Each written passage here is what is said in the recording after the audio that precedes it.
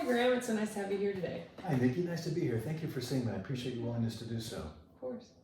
In our first session that we have today, I would like to go over and talk about some things, give you some information, and have a discussion together about some of the ways that our therapy is going to work together, some certain things that we will need to work out together and figure out together. I like that. So I have this paper for you. Thank you. I have the same paper. Okay. We can go over it together and discuss it together. All right. So first, I'm a trainee Okay. in getting my master's, my licensure in marriage and family therapy. Nice. Because of the trainee level, all of our work together will be monitored and supervised by a licensed marriage and family therapist. Okay. I provide outpatient psychodynamic therapy, also known as talk therapy. And I'd like to start our first session together discussing some of the things in our paper and answering any questions you might have and just getting acquainted with each other and sharing some information and knowledge with you. Perfect. Thank you. First, I would like to talk about our session length. Okay. So session length is normally 50 minutes Okay. from start to finish. So that's kind of considered our session hour. Got it. And the last 10 minutes will allow me to take notes or do anything that we might need. So it's not a full hour, it's 50 minutes, but that's what we consider our session hour. Okay. The cost of our session together is based off of the clinic that I work at, that we're in today. Okay. And it's $75 per session. Got it.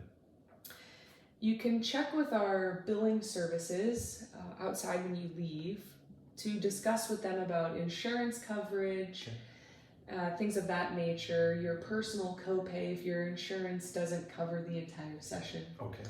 One thing we can also discuss together too is the amount of times that we see each other. All right. I would like to start first on a weekly basis. I like that too. Yeah, and then we can taper out or we can add more. Certain insurance coverages will have different levels of coverage. Gotcha. So we can, I'll check that out. Yeah, up there. Okay. exactly. Good.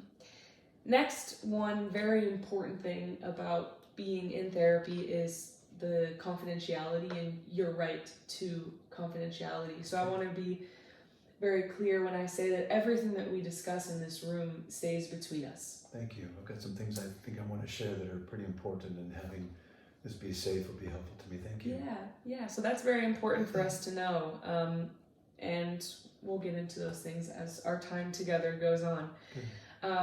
There are a few instances or situations where I would need to breach that confidentiality and bring a third party into the things that we're discussing. Okay. None of those things would happen, none of those instances of me bringing the third party in would happen without a discussion between you and I first. Okay.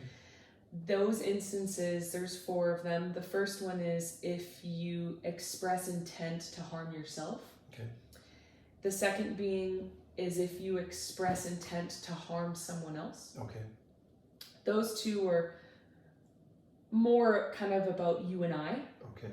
And the last 2 are kind of more about others. So because I'm a mandated reporter, I'm required to bring in a third party and report on instances of child or dependent adult or elderly person neglect. Okay. So if I see that happening or that is something that you and I discuss, I'm mandated to report that. That makes good sense to me. Yeah. Lastly is if a court of law for any legal purposes is asking for things or information that we have shared together. Good. Those instances, again, will not happen without you and I consulting with each other first. Got it. So in those instances, the confidentiality will be broken, but it won't be behind your back or in secret, or Good. We'll I discuss this appreciate together. that. Thank you for the explanations. Those make good sense to me. Absolutely. Next, similarly along the lines of confidentiality is your patient rights or your autonomy as a patient. So at any time throughout our work together, no matter if it's 3 sessions in or 5 years in, you have a right to end therapy at any time. Okay. And if that is to be the case where you would like to end therapy for whatever specific reason you might have, I'll do my best to give you referrals and references to therapists who can help you continue your therapy work moving forward in your life. Yeah, Nice. of course. Another instance where you have your own right is you can ask any questions at any time about our therapy together, Okay.